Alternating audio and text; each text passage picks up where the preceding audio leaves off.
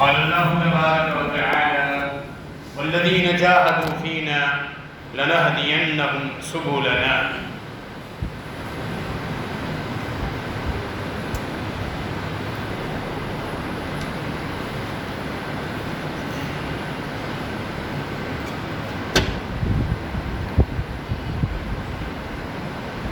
دین اسلام کی طرف ہدایت اور حق کی قبولیت یہ اللہ رب العالمین کی خاص دین اور صرف اللہ رب العالمین کا اختیار.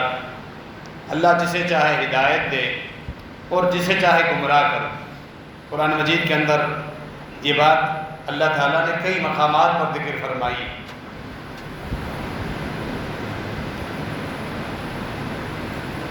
انسان کے اختیار میں اتنا ہے کہ جس کے دل میں اگر تڑپ ہے، جستجو ہے، اللہ رب العالمین ایسے دلوں کو اپنی طرف کھینچ لیتا ہے. اور جن کے دلوں میں حق قبول کرنے کی جستجو اور تڑپ نہیں ہے، اللہ بھی انہیں دھتکار دے. یہ اللہ رب العالمین کی سنت، اس کا ذکر بھی اللہ نے فرمایا ہے قرآن مجید کے اندر. وَيُضِلُّ اللَّهُ الظَّالِمِينَ.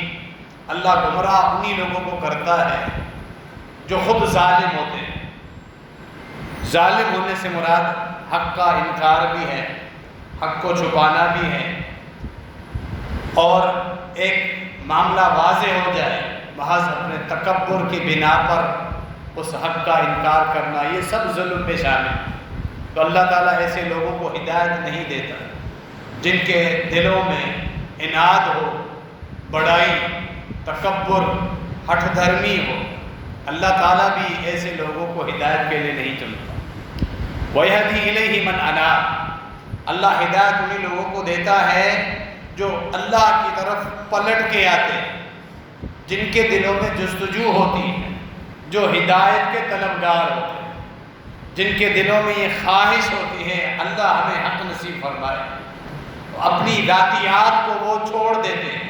اپنی ذاتی خواہشات کی کوئی حیثیت نہیں، اپنے باپ دادا کے دین کی کوئی حیثیت نہیں، برادری کے عقائد و نظریات اپنی جگہ، میری ترجیحات کی بھی کوئی حیثیت نہیں، میرے احساسات کی بھی کوئی حیثیت نہیں. جو اللہ کی طرف سے اللہ کے آخری پیغمبر اور رسول صلی اللہ علیہ وسلم پر نازل ہوا ہے، مجھے وہی دین چاہیے. جب ایسی تڑپ ہو اور اس تڑپ کے لیے محنت بھی ہو تو پھر اللہ رب العالمین ایسے لوگوں کو ضرور ہدایت دے. یہ اللہ کی سنت. آیت مبارکہ میں نے یہی پڑھی ہے اس خطبے کی ابتدا میں. وَالَّذِينَ جَاهَدُوا فِينَا لَنَهْدِيَنَّهُمْ سُبُلَنَا. جو لوگ ہماری رضا اور خوشنودی کے حصول کے لیے محنت، جستجو، تحقیق کرتے رہتے ہیں، اجتہاد کرتے ہیں، تگودو کرتے ہیں، خوب زور لگاتے ہیں، ہم ان کے لیے اپنا راستہ آسان کر دیتے ہیں. مثلا دوسری جگہ فرمایا وَيَهْدِي إِلَيْهِ مَنْ أَنَابَ.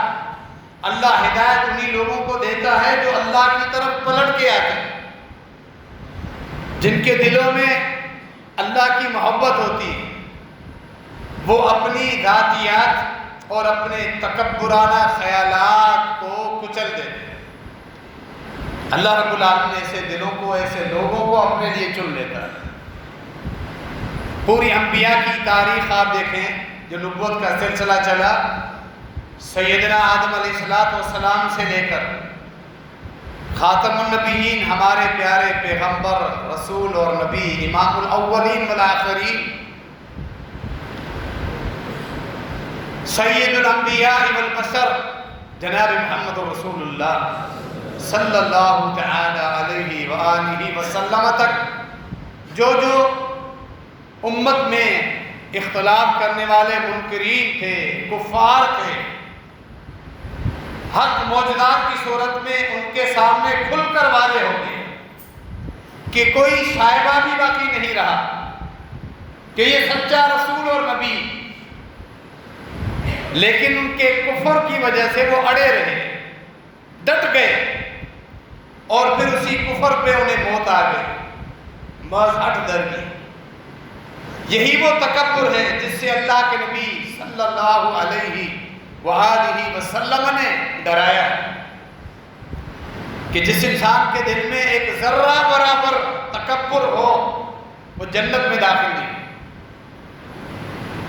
جنت ایسے لوگوں کے لیے ہے جن کے دل تکبر سے پاک اور بری۔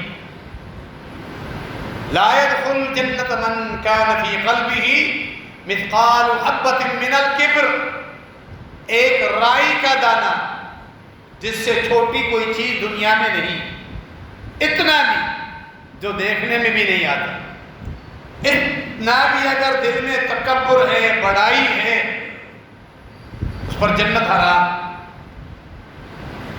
صحیح بخاری کی دوسری حدیث میں یہ الفاظ ہے، پھر یہ تکبر ہے کیا کہ ایک ذرے برابر، ایک نقطے جتنا بھی اگر تکبر ہے تو وہ جنت میں نہیں جائے گا۔ فرمایا بطر الحق وغمط الناس، یہ تکبر، حق کو چھپانا، جبکہ حق واضح ہو جائے، پتہ چل جائے اس کی بات سچی ہے، میرا موقف غلط ہے، سامنے والے کا موقف درست ہے، لیکن اپنی بڑائی کی بنا پر ڈھیٹ بن جانا، انکار کر دینا، حق کا انکار کر دینا۔ اور دوسرا پہلو یہ ہے لوگوں کو حقیر سمجھنا، اپنے سے کم تر سمجھنا، خود کو بڑا سمجھنا، خاص سمجھنا، اور باقی سب کو عام سمجھنا، کیڑے مکوڑے سمجھنا۔ یہ جو کیفیت ہے یہ تکبر کے اندر شامل ہے۔ اللہ کے نبی صلی اللہ علیہ وسلم نے مکی دور کے اندر نبوت ملنے کے بعد 13 سال تک مکے میں رہے۔ دعوت و تبلیغ کا ابتدائی حصہ چھپ کر تھا جو حکمت عملی کا تقاضا تھا۔ اس کے بعد اللہ نے آیت اتاری وَأَنذِرْ عَشِيرَتَكَ الْأَقْرَبِينَ، اب آپ کھل کر اعلان کر۔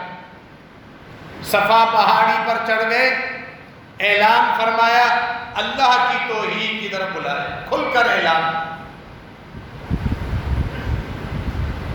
آپ کا چچا جو محبت اتنی کرتا تھا، جب آپ پیدا ہوئے تھے محمد بن عبداللہ صلی اللہ علیہ وسلم کی حیثیت سے خوشی میں اپنی باندی اور قمیض کو آزاد کر دیا، لیکن جب آج محمد بن عبداللہ محمد رسول اللہ بنے، اس کا اعلان سنا، اب تکبر آنے آ گیا، باپ دادا کا دین، اس کی محبت غالب آنے لگی، اور اللہ کے نبی علیہ السلام کے لیے سخت الفاظ کہنے لگا۔ یہ تکبر، کیونکہ اب یہ ہمارے باپ دادا کے دین کے خلاف ایک نئے دین کی دعوت دینے لگا۔ دلائل کا تقابل نہیں تھا، سوچا سمجھا نہیں کہ یہ اصل دین ابراہیمی ہے جس کا ہم دعویٰ کرتے ہیں، یہی دین ابراہیم، رب العالمین کی توحید، یہ 360 بزرگوں کی طرف منسوب جو ہمارے بت ہیں، جن کے اندر ہم نے بڑی امیدیں وابستہ کی ہوئی، جن کو اپنا حاجت روا سمجھتے ہیں، مشکل کشا سمجھتے ہیں، داتا سمجھتے ہیں، رزق دینے والا سمجھتے ہیں، مشکلوں سے نکالنے والا سمجھتے ہیں، روزیاں دینے والا ہم کو سمجھتے ہیں، وہ سب بیکار، سارے اختیارات اکیلے اللہ رب العالمین کے پاس، کسی فوجدہ کے پاس نہیں ہے۔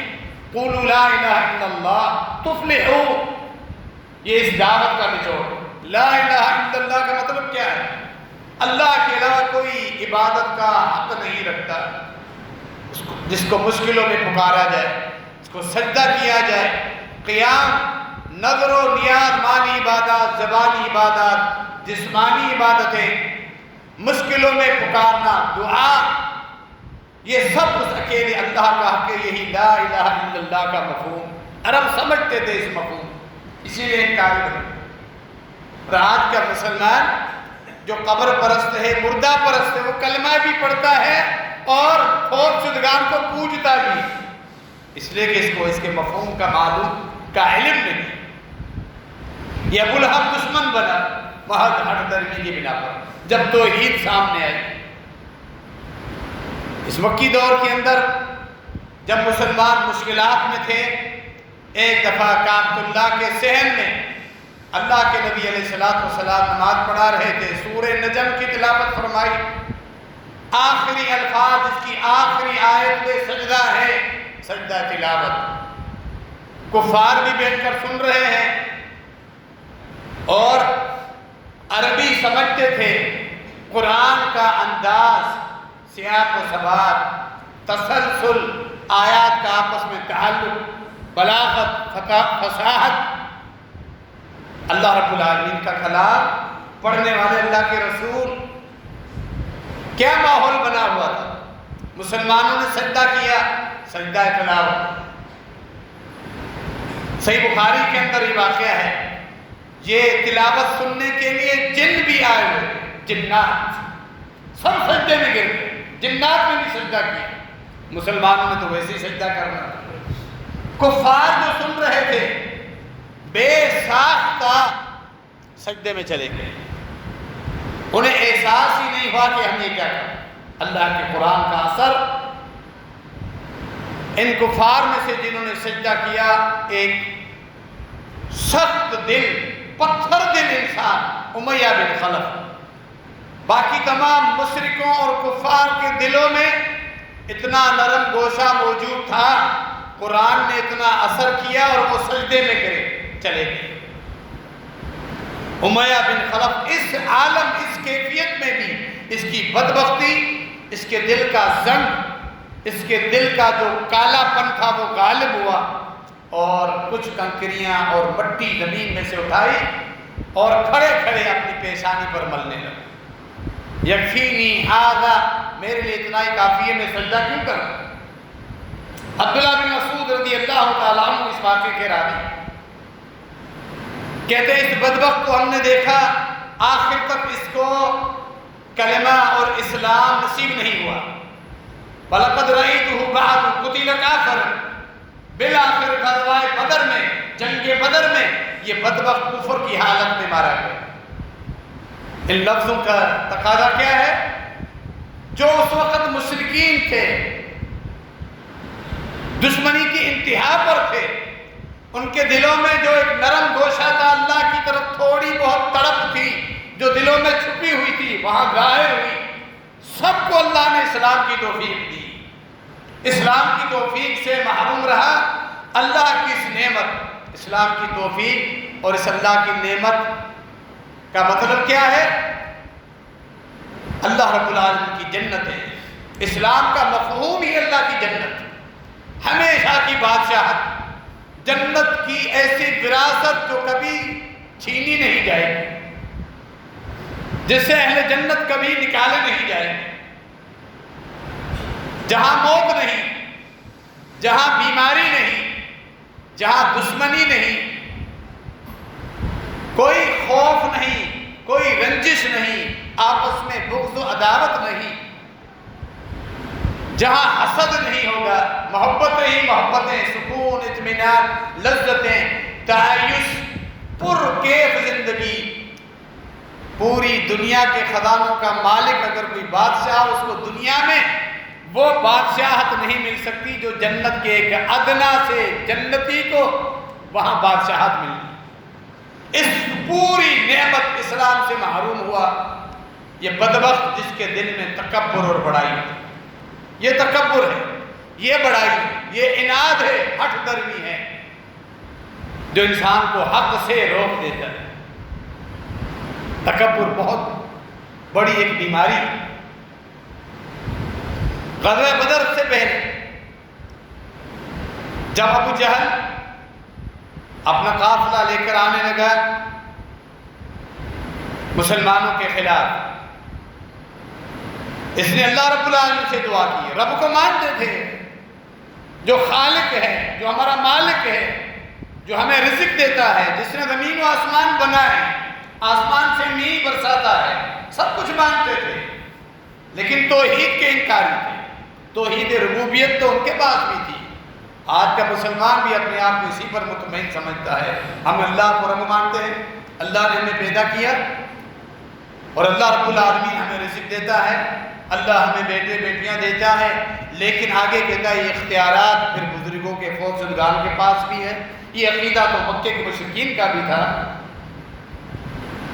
اللہ سے دعا کر رہا ہے ابو جہل، اللہ نے اس دعا کا ذکر سورہ توبہ میں کیا، اللہم ان کان ھذا ھو الحق من عندک فامطر علینا حجارۃ من السماء او ائتنا بعذاب الیم۔ اے ہمارے رب، اے اللہ، یہ محمد کا دین صلی اللہ تعالی علیہ وآلہ وسلم اگر تیری طرف سے حق ہے، واقعتاً اگر تو نے یہ دین نازل کیا ہے اور یہ تیرا سچا پیغمبر ہے، تو ایسا کر ہمارے اوپر آسمان سے پتھر برسا دے، پتھروں کی بارش ہو جس میں ہم مر جائیں، ہلاک ہو جائیں، یا کوئی اور دردناک عذاب ہمارے اوپر نازل کر۔ کیا مطلب؟ ہم تیرا عذاب بھی برداشت کر لیں گے، اس میں ہلاک ہو جائیں، مر جائیں، لیکن یہ اپنے باپ دادا کا دین چھوڑ کے کوئی اور دین قبول نہیں کریں گے، بھلے وہ تیری طرف سے نازل کردہ دین ہی کیوں نہ۔ یہ حق درمی تھی، یہ تکبر، یہ عناد ہے جو انسان کو اندھا کر دیتا ہے۔ دل میں تھوڑی سی بھی اگر نرمی ہوتی، رب کے ساتھ تعلق ہوتا، عاجزی ہوتی، تواضع ہوتی، تو یہ کہتا اللہ اگر یہ حق ہے تو ہمیں بھی حق ماننے والوں میں شامل کر دے کہ تو ہم سے راضی ہو جائے۔ بندہ مومن کو رب کی رضا مطلوب ہوتی ہے، باپ دادا کا دین نہیں، برادری والوں کے عقائد اور نظریات نہیں، اپنے امام کے معاملات نہیں، جو رب کا دین ہے وہ چاہیے۔ یہ عقل مندی ہے نا، مرنے کے بعد تو اکیلا رب کے حوالے ہے انسان۔ دنیا میں تو دوست و احباب کام آ جاتے ہیں، پیسہ بھی کام آ جاتا ہے، اولاد بھی کام آ جاتی ہے، دنیا میں مسائل میں انسان پھنس جائے، بیماری میں ہو شاید علاج بھی ہو جائے، بڑے سے بڑی پریشانی میں بھی اسباب دنیا میں موجود ہیں، مرنے کے بعد جب محاسبہ ہونا ہے تو انسان اکیلا جائے، نہ رشتہ داروں کے ساتھ، نہ دوست و احباب، نہ مال و دولت، کوئی چیز ساتھ سوائے عقیدہ، ایمان، عمل، دین، اس کے علاوہ کچھ بھی نہیں۔ لیکن یہ سمجھ نہیں آئی اس بدبخت، اور یہ دعا اللہ رب العالمین نے پھر جو اس کا معاملہ تھا، جو اس کی نیت تھی، اسی حساب سے اس کے ساتھ معاملہ کیا۔ کفر کی حالت میں غزوہ بدر میں دو نوجوان لڑکے جو بلوغت کو بھی ابھی نہیں پہنچے، معاذ اور معوذ، 13-14 سال، جو یہ ٹھان کر آئے تھے کہ ہمارے نبی صلی اللہ علیہ وسلم کا جو دشمن ہے، جو بغض رکھتا ہے، جو اسلام کا دشمن ہے، ہم چاہتے ہیں کہ وہ ہمارے ہاتھوں مارا جائے، یہ شرف ہمیں ملے۔ معاذ اور معوذ دونوں نے اس کو دیکھا اور لب کے جھپٹے، جس طرح ایک درندہ، ایک خطرناک جانور اپنے شکار پہ جھپڑتا ہے، دونوں اس طرح جھپٹے اس کے اوپر اور اسے قتل کر دیا۔ تکبر دیکھیں، قتل اتنا کر دیا، اتنا مار دیا، زخمی کیا، صرف سانسیں لے رہا تھا، جسم اس کا ساکت پڑا ہوا تھا۔ آخر میں جنگ ختم ہوئی، ابو جہل کو دیکھا گیا، عبداللہ بن مسعود رضی اللہ تعالیٰ عنہ اس کے قریب آئے، بول سکتا تھا، آخری سانس ہے، کہنے لگا کاش یہ کسان لوگ مجھے قتل نہ کرتے، میں اتنا بڑا آدمی تھا، بڑا کوئی پہلوان مجھے قتل کرتا تو مزہ آ جاتا۔ یہ حالت، یہ تکبر اور بڑائی انسان کو اندھا کر دیتی۔ عبداللہ بن مسعود رضی اللہ تعالیٰ نے آخر میں اس کا کام تمام کیا اور پھر یہ جہنم واصل ہو گئے۔ ابو جہل قوم فرعون کے سامنے سیدنا موسیٰ علیہ السلام کے واضح معجزات آئے، ہاتھ بغل میں ڈال کے جب باہر نکالتے، منور اور نور اور روشنیوں کی لاٹیں نکلتی، سب نے دیکھا۔ لاٹھی جب پھینک رہے ہیں تو حقیقت میں وہ اژدہا بن گئی، الزام لگایا کہ جادوگر، مقابلہ ہوا، جادوگر جو جادو کا علم رکھتے تھے، جب انہوں نے دیکھا یہ حقیقی اژدہا ہے، اللہ نے ان کے دلوں کو ہدایت دی۔ دلوں میں کوئی تڑپ تھی، دلوں میں جستجو تھی، حق دیکھا، سجدے میں گر گئے، سب سجدہ ریز ہو گئے۔ فرعون نے تڑی لگائی، دھمکی دی، میرے عذابوں کا تمہیں معلوم نہیں، سخت عذابوں سے دوچار کروں گا۔ کہنے لگے ہمیں تمہارے عذابوں کی کوئی پرواہ نہیں، فَقْضِ مَا أَنْتَ قَاضٍ إِنَّمَا تَقْضِي هَٰذِهِ الْحَيَاةَ الدُّنْيَا، تو جو بھی ہمیں سزائیں دے گا دنیا میں دے گا، مرنے کے بعد ہم رب کے حوالے ہو جائیں گے۔ تیرے دنیاوی عذاب ہم برداشت کر سکتے ہیں، اللہ کا عذاب ہم برداشت نہیں کر سکتے، اللہ کا عذاب ہم سے برداشت نہیں۔ یہ عقل، یہی سوچ جو اللہ نے جادوگروں کے دل میں ڈالی، حق قبول کیا، سجدے میں گر گئے۔ جس کے دل میں تکبر ہوتی ہے وہ دنیاوی بڑائی کا بھوکا ہوتا ہے، آخرت میں رب بھلے مجھ سے ناراض ہے۔ اس تکبر کی وجہ سے باپ دادا کا دین نہیں چھوڑتا، شرک نہیں چھوڑتا، مزار پرستی نہیں چھوڑتا، گدی نشین ہے، مال آ رہے ہیں، کئی طرح کے نذرانے آ رہے ہیں، نہیں چھوڑے گا، باپ دادا کے دین کو نہیں چھوڑے گا۔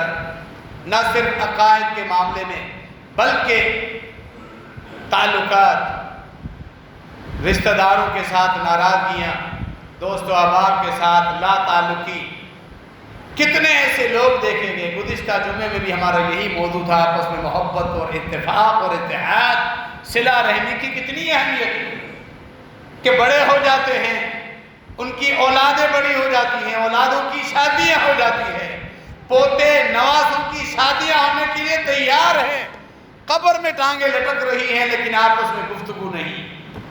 تکبر، اناج، بڑائی، یہاں بھی انسان کے آڑے آ جاتے ہیں۔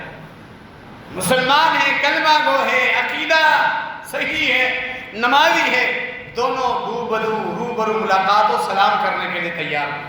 بڑائی، تکبر، ہر کسی کی اپنی شخصیت، ہر کسی کی اپنی حیثیت، ہر ایک کو اپنا اسٹیٹس یاد۔ اللہ کے خوف سے عاجزی اختیار کرے۔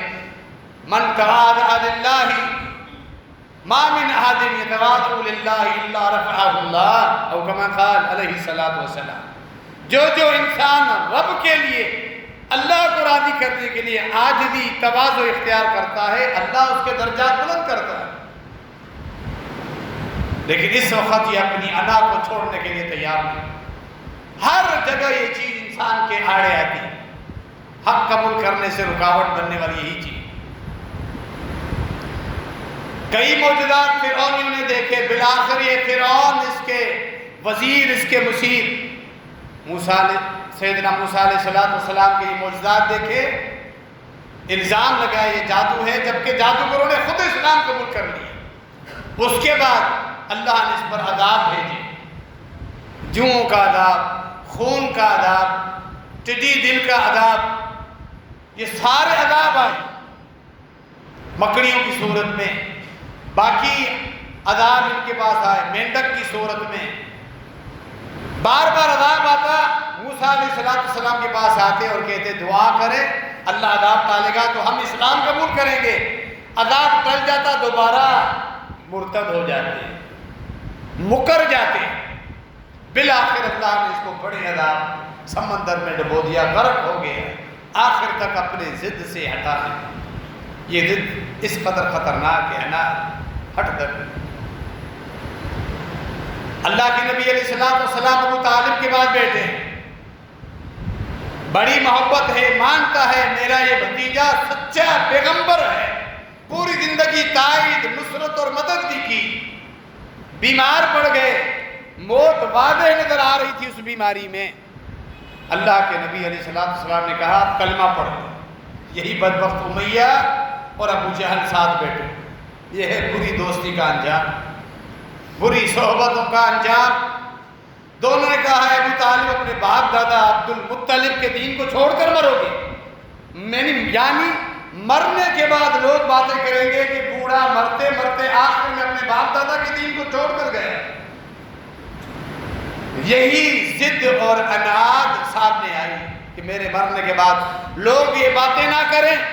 ابو طالب بالآخر اپنے باپ دادا کے دین کو، دین قریش کو چھوڑ کر اور میں نہیں کلمہ نہیں پڑھا، انکار کرنا، یہی ضد، یہی بڑائی جس کی وجہ سے ہمیشہ جنتوں کی میراث سے محروم، اکسانے والے یہی بدبخت جو خود کافر ہو کے مرے، امیہ بن خلف اور ابو جہل۔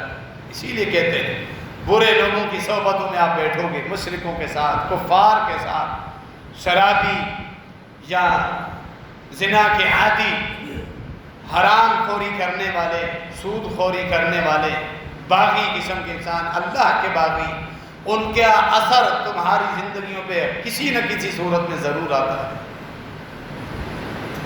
یہ اسی لیے ایک انسان کے لیے ایک معاملہ ہے کہ اپنے اندر عاجزی اور تواضع پیدا کرے۔ جس کے اندر عاجزی تواضع ہوتی ہے، اللہ رب العالمین اسے ہدایت دیتا ہے، اسے عزتیں دیتا ہے، اسے رفعتیں دیتا ہے، اور اللہ رب العالمین اس سے راضی ہوتا ہے۔ تکبر و عناد ایک ایسی چیز ہے جو انسان کو حق سے ہمیشہ محروم رکھتی ہے۔ اللہ رب العالمین ہمارے اندر عاجزی، تواضع، حق قبول کرنے کے جذبات رکھے، اور ہم سب کا خاتمہ حق اور خیر پر فرمائے، آمین۔ وما علینا الا البلاغ۔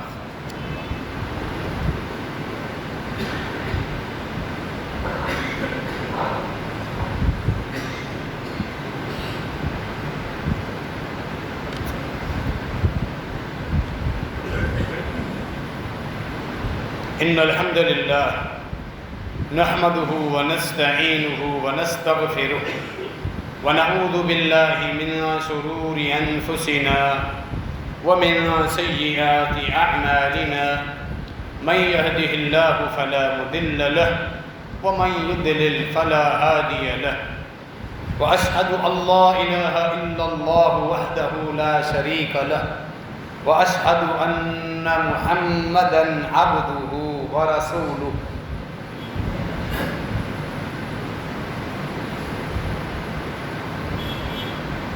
يعرفونه كما يعرفون ابناءهم۔ یہود و نصارہ کے بارے میں اللہ رب العالمین نے فرمایا تورات اور انجیل میں نے اپنے آخری پیغمبر کی اس قدر واضح نشانیاں بیان کی، وہ میرے نبی کو اسی طرح پہچانتے ہیں جس طرح اپنے بیٹوں کو پہچانتے ہیں۔ ایک والد اپنے بیٹے کو کس طرح پہچانتا ہے، اس طرح پہچانتے ہیں اللہ کا سچا نبی اور رسول ہے، لیکن اس کے باوجود ضد اور عناد، ہٹ درمی کی بنا پر حق قبول نہیں کی۔ یہودیوں نے بھی اور عیسائیوں نے، وہ واقعات ہمیں جو صحیح احادیث میں ملتے ہیں۔ عیسائیوں کے دو بڑے ان کے راہب عاقب اور سید نامی، جو اس وقت عیسائیت کے بڑے راہب اور ان کے علماء تھے۔ آیت مباہلہ کا پس منظر دیکھیں، جب اللہ کے نبی علیہ الصلوۃ والسلام اپنے اہل بیت کو ساتھ لے کر آئے تھے مباہلہ کرنے کے لیے، سیدنا علی رضی اللہ تعالیٰ، سیدہ فاطمہ رضی اللہ عنہ، سیدنا حسن، سیدنا حسین رضی اللہ عنہم اجمعین، یہ آپس میں گفتگو کرنے لگے کہ انجیل کا تمہیں مطالعہ ہے، کیا تمہیں معلوم نہیں کہ یہ اللہ کا سچا نبی اور رسول، ہم نے اگر مباہلہ کیا ہم باطل پر ہیں، یہ حق پر ہے، سچا نبی، اللہ ہمیں وہ عذاب دے گا، پوری دنیا کے لیے ہم عبرت کا سامان بن جائیں گے، ہم تو برباد ہو جائیں گے، ہماری نسلیں بھی برباد ہو جائیں گی۔ مباہلے سے دستبردار ہوئے اور جزیہ دینے پر راضی، مباہلہ نہیں، حق واضح تھا، حق قبول کر لیتے۔ جب تسلیم کر لیا اللہ کا سچا نبی اور رسول ہے، جزیہ دینے پر تو راضی ہوئے۔ دنیا کے اس اسٹیٹس کے عیسائیوں میں ہمارا ایک مقام ہے، اور ہم نصارہ ہیں، عیسائی ہیں، کہ ہم نے جو باپ دادا کا دین ملا ہوا وہ چھوڑ کے ایک اور دین قبول کیوں کریں، حالانکہ وہ اللہ کا دین تھا، اس دین کے قبول کرنے میں عزتیں ملنی تھی جس طرح باقی لوگوں کو اللہ نے عزتیں دی۔ کچھ عیسائی مسلمان بھی ہوئے، کچھ یہودی مسلمان بھی ہوئے، صحابہ کرام میں شامل ہوئے، ان کی عزتیں دنیا میں، آخرت میں جنتوں کے وارث بنے، عبداللہ بن سلام رضی اللہ عنہ اور باقی جو مسلمان ہوئے صحابہ کرام، یہودیوں میں سے، عیسائی میں سے۔ لیکن یہ چیز ان کو سمجھ میں نہیں آئی، اپنی ہر دردی کی بنا پر جزیہ دینے پر راضی ہوئے، لیکن حق قبول نہیں کیا۔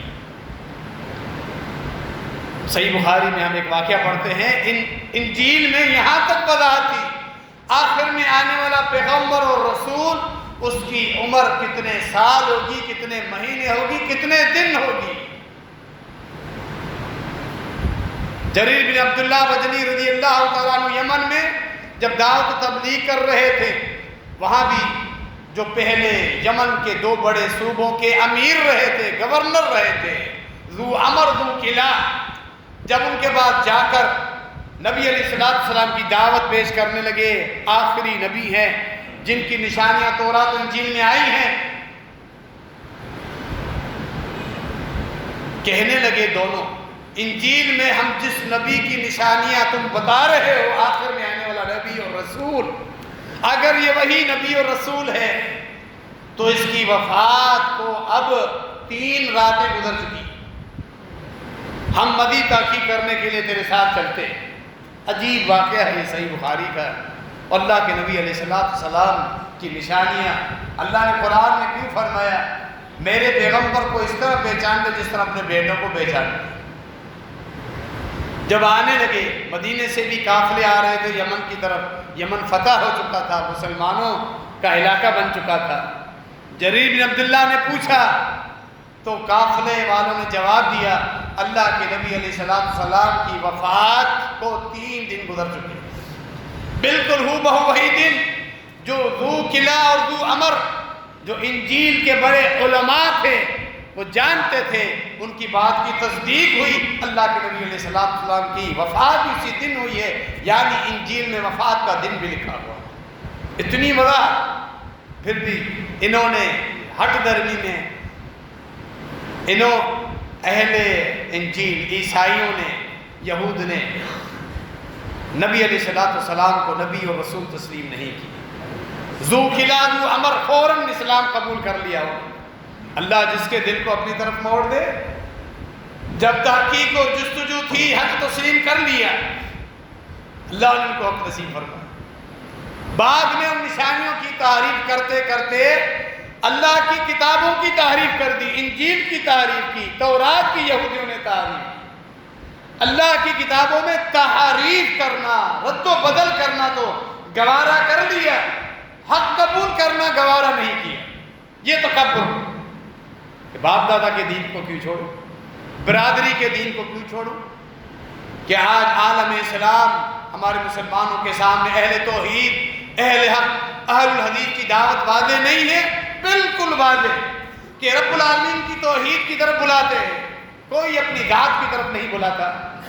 اللہ کے نبی علیہ السلام کی محبت جو ان کے ہاں کہیں تمہیں نہیں ملے گی، کہ ہر بات، ہر عبادت، ہر معاملہ اس وقت تک دین نہیں جب تک نبی علیہ السلام کی تصدیق نہیں ہے۔ لاؤ یہ عقیدہ کسی غیر اہل حدیث کے پاس۔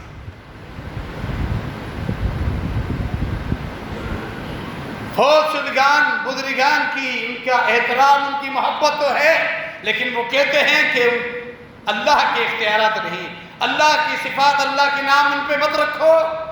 قرآن کا پورا موضوع توحید، اللہ کے نبی علیہ السلام کی پوری زندگی توحید پر گزری، وہی دعوت جو اہل حدیث، ان کی نمازیں جو مستند صحیح بخاری سے لے کر صحیح مسلم، باقی مستند احادیث کی روشنی میں ان کو نمازیں ملیں۔ صحابہ کرام صفیں کس طرح باندھتے تھے، صحابہ کرام مسجد نبوی میں آمین اس طرح کہتے تھے، مسجد نبوی گونج جاتی تھی۔ کیا یہ صحیح بخاری میں موجود نہیں ہے؟ بالکل موجود ہے، پھر بھی ہٹ درمی لوگوں کے آڑے آئی ہوئی کہ آخرت کی فکر نہیں، دنیاوی اسٹیٹس کون چھوڑے، باپ دادا کے دین کو کون چھوڑے۔ رفع الیدین کی واضح احادیث، فاتحہ خلف الامام کے واضح دلائل، ان کا عقیدہ، ان کے معاملات سب قرآن اور حدیث میں، صحابہ، محدثین، ائمہ تک، محدثین کی کتابیں، ان کے ابواب جو عنوانات قائم کیے ہیں وہ کھول کے پڑھیں، آپ کو اہل الحدیث کا منہج اور اہل الحدیث کا عقیدہ نظر آئے۔ یہ سب کچھ چھوڑ چھاڑ کر اپنی خود ساختہ دین، مردہ پرستی، قبر پرستی، صوفیت، جس میں ایسی ایسی چیزیں نکالی گئی جن کا قرآن حدیث میں کہیں ثبوت نہیں ہے۔ صحیح احادیث بلکہ ضعیف احادیث بھی نہیں، من گھڑت واقعات بنائے گئے اپنے دین کو ثابت کرنے کے، من گھڑت واقعات، جس دین صوفیت کی بنیاد حکایتوں پر، کہانیوں پر، جن کی کوئی سند نہیں، لوگوں کو سہلایا ہوا ہے، پھنسایا ہوا ہے، آسرا دیا ہوا ہے، گمراہ کیا ہوا ہے، ان حکایتوں اور کہانیوں پر بس، جن کا قرآن حدیث اور سند کے ساتھ کوئی تعلق نہیں۔ حق والے، اہل حق والے۔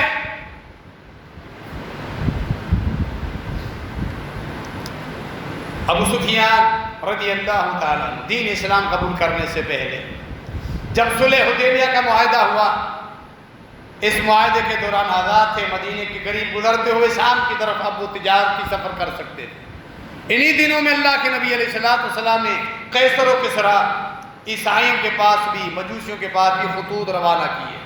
ہرقل جو عیسائیوں کا بادشاہ تھا، خط پہنچا، پتہ چلا کہ مکے کے لوگ آئے ہوئے ہیں جن کے ساتھ اس کی محمد بن عبداللہ کی دشمنی چل رہی ہے، اور ہیں ان کے رشتہ دار۔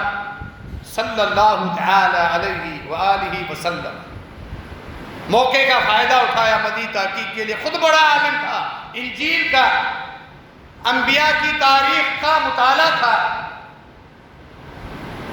ابو سفیان کو بلایا، پورے قافلے کو بلایا، کہنے لگا ابو سفیان، سب سے پہلے پوچھا اس کا قریبی، تم میں سے اس کا قریبی رشتہ دار کون ہے؟ ابو سفیان کو آگے کیا گیا رضی اللہ تعالیٰ، یہ قریبی رشتہ دار، حالانکہ اس وقت دل میں کفر تھا اور اس وقت دشمنی تھی اللہ کے نبی علیہ السلام کے ساتھ،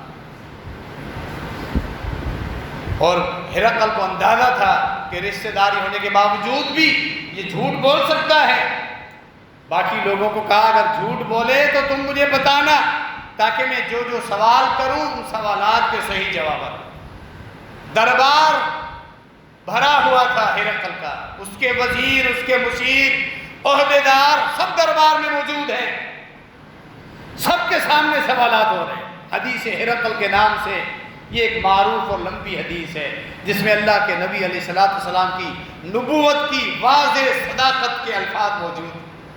یہ ہرقل بڑا بادشاہ، بڑا عالم، انجیل کا، عیسائیوں کا سمجھا جاتا ہے، واقعتاً اس کا انجیل کا مطالعہ بھی تھا۔ اس نے سوالات کیے، میں سوالات کروں گا، تم نے جوابات دینے، درست بالکل، غلط جواب دو گے تمہارے ساتھی تمہیں ٹوک دیں گے۔ کہتے ہیں خود ابو سفیان بعد میں کہا رضی اللہ تعالیٰ، اس وقت وہ دشمنی تھی، اگر مجھے خطرہ نہ ہوتا میرے ساتھی مجھے جھٹلا دیں گے، میں جھوٹ کے اوپر جھوٹ بولتا جائے، انات کی بنا پر، محض ضد کی بنا پر، لیکن مجھے یہ شرم آئی کہ میں غلط بات کروں گا میرے ساتھی ہی مجھے پکڑ دے، مجھے سچ سچ بتانا پڑا، ساری باتیں درست بتائی۔ پہلا سوال یہ تھا اس کا خاندان کیا ہے، ہوا فینا ذو نسب، جواب آیا ابو سفیان رضی اللہ تعالیٰ عنہ کا ہمارے قریش کے سب سے اونچے معزز خاندان میں مبعوث ہوا ہے۔ پھر دوسری بات کی، یہ جو اس نے دعویٰ کیا ہے نبوت کا، کیا باپ دادا میں کسی نے اس طرح کا دعویٰ کیا تھا؟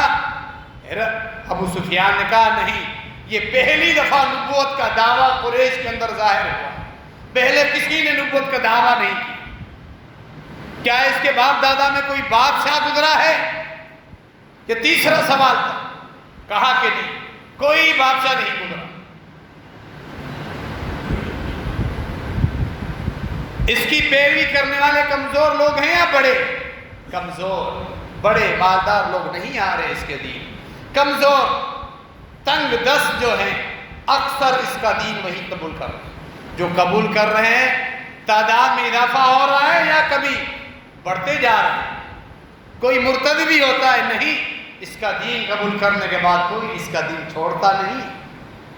کیا کبھی اس نے جھوٹ بولا؟ 40 سالہ زندگی میں، پہلے نبوت کے اعلان سے پہلے اپنی ذاتی زندگی میں کبھی تم نے اس کا جھوٹ پکڑا؟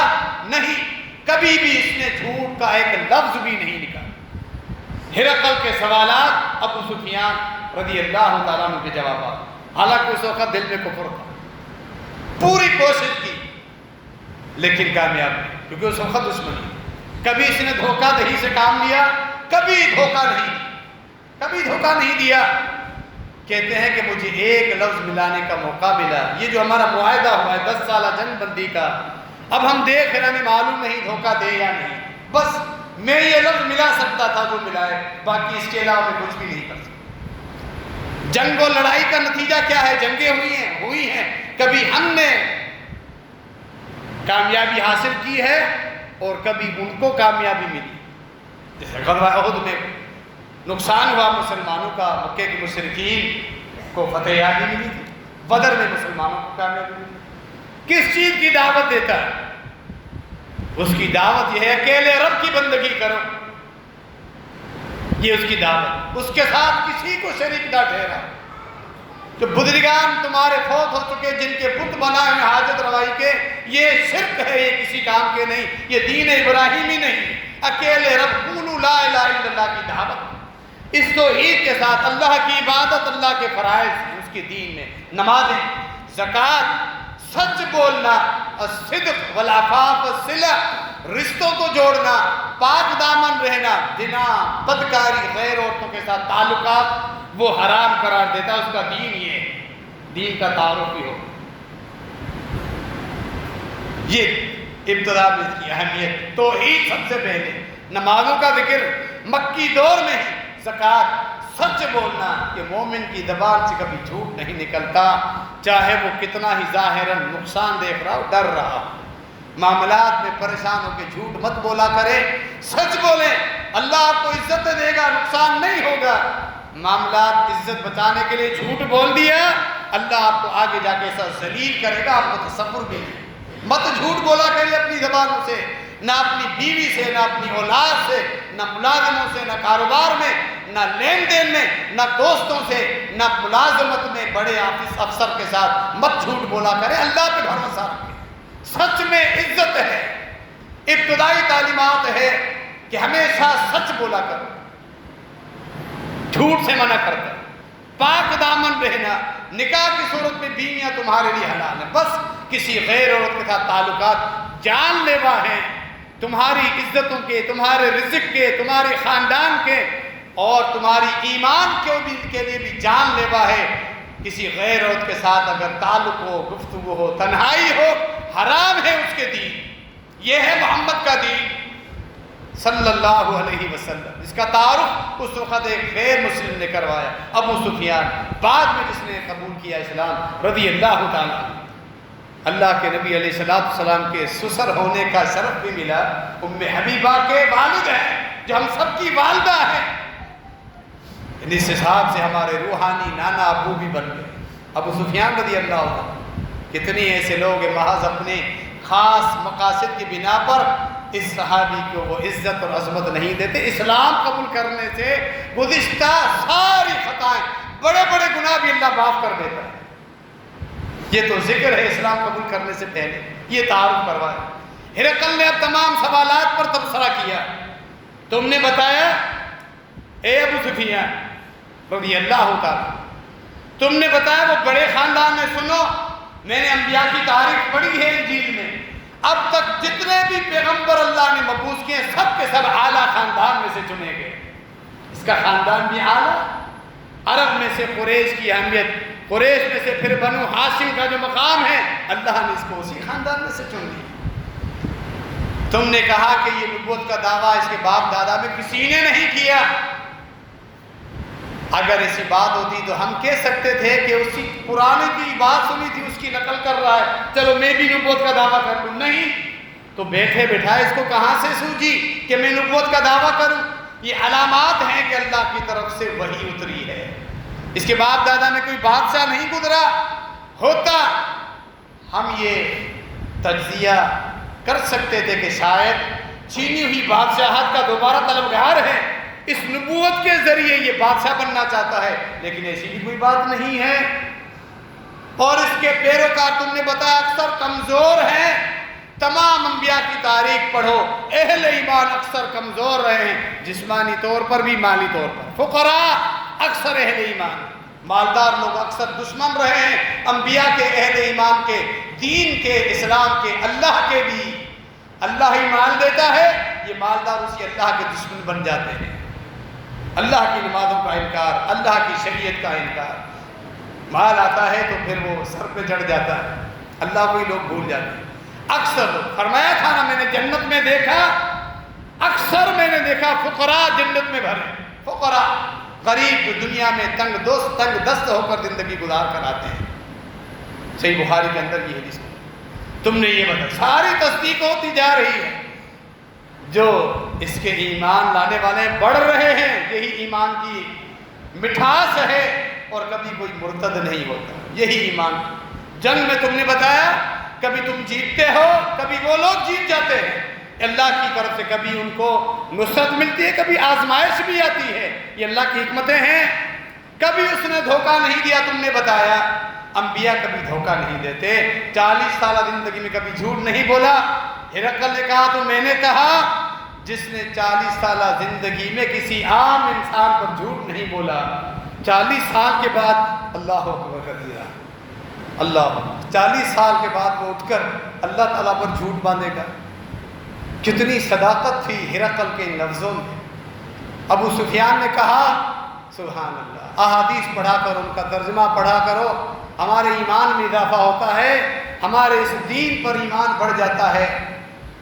کہا تھا ابو سفیان نے، اسی وقت میں سمجھ گیا تھا محمد کا دین اللہ میرے دل میں بھی ڈال دے گا، مجھے اسی وقت احساس ہوا صلی اللہ علیہ وسلم۔ اور پھر بالآخر وہ بھی اللہ نے ان کو بھی اسلام نصیب فرما دیا، ابو سفیان رضی اللہ تعالیٰ۔ 40 سالہ زندگی میں کسی عام انسان پر بھی جس نے جھوٹ نہیں بولا، وہ اٹھ کر 40 سال کے بعد اللہ رب العالمین پر جھوٹ بولے گا۔ جتنے بھی نبی علیہ السلام کے بعد جھوٹی نبوت کے دعوے دار آئے، سب نے ان کو دجال کیوں کہا گیا؟ اللہ کے نبی علیہ السلام کے بعد فرمایا 40 دجال آئیں گے، وہ نبوت کا دعویٰ کریں گے۔ سب سے بڑا کائنات کا جھوٹ یہ ہے، کوئی آدمی نبوت کا دعویٰ کرے، سب سے بڑا کائنات کا جھوٹ۔ تم نے کہا کہ اس کے دین کی دعوت، رب العالمین کی توحید سب سے پہلے، اللہ کی عبادات، نمازوں کی صورت میں، زکوٰۃ کی صورت میں، سچ بولنا، رشتوں کو جوڑنا اور پاک دامنی، فرمایا یہی انبیاء کی دعوت ہوتی۔ ہرقل کے الفاظ۔ اب پوری دربار میں وزیر بھی ہرقل کے، مختلف ریاستوں کے بادشاہ منگوائے ہوئے تھے، سب بیٹھے ہوئے، عہدیدار بیٹھے ہوئے، سب کے سامنے۔ ہرقل کے دل میں بات تھی، ہم سب اس محمد کے دین میں آ جائیں تاکہ اللہ دونوں جہانوں کی ہمیں عزتیں دے، صلی اللہ علیہ وسلم۔ اب ہمارا کام ختم ہوا، ہمیں دربار سے نکال دیا گیا، باہر ہم آئے، وہاں یہ الفاظ کہے تھے ابو سفیان، مجھے اس وقت یقین ہو گیا یہ دین میرے اندر بھی ہے۔ میں حیران ہوا، یہ محمد کا معاملہ اتنا بڑھ گیا ہے صلی اللہ علیہ وسلم۔ اس وقت کے سپر پاور ہرقل اپنی بادشاہت کی کرسی پہ بیٹھ کے لرز رہا ہے، ڈر رہا ہے۔ حدیث ہرقل پڑھیں تو صحیح ترجمے کے ساتھ، صحیح بخاری کھولیں، ابتدا میں ہی شروع والے صفحوں میں آپ کو ملے گی۔ ہرقل نے کہا مجھے معلوم تھا یہ آخری پیغمبر آئے گا، لیکن یہ اندازہ نہیں تھا تم عرب لوگوں کو اللہ یہ نعمت عطا کرے، تم عرب کے اندر اللہ یہ نعمت کی صورت میں اپنے محبوب نبی کو، آخری نبی کو مقبوض کرے گا۔ اگر میں وہاں پہنچ سکتا، وہاں میں جاتا، اس کے پاؤں کو اپنے ہاتھوں سے دھوتا، اس کی خدمت کرتا۔ ہرقل کے الفاظ، اپنے ہاتھوں سے اس کے پاؤں میں دھوتا، لغسلت عن قدمی۔ یہ الفاظ اپنی رعایا اور مشیروں اور وزیروں عہدیداروں کے لیے۔ ابو سفیان کو نکالا گیا، دروازے بند کروائے۔ ہرقل نے اپنے وزیر اور مشیروں سے کہا اگر تم دونوں جہانوں کی فلاح، کامیابی، عزتیں، رفتیں، دنیا میں بھی تمہاری بادشاہت برقرار رہے، آخرت میں جنت کی بادشاہت ملے، یہ سچا نبی ہے، اس کا دین قبول کر۔ یہ الفاظ ہرقل نے بولے۔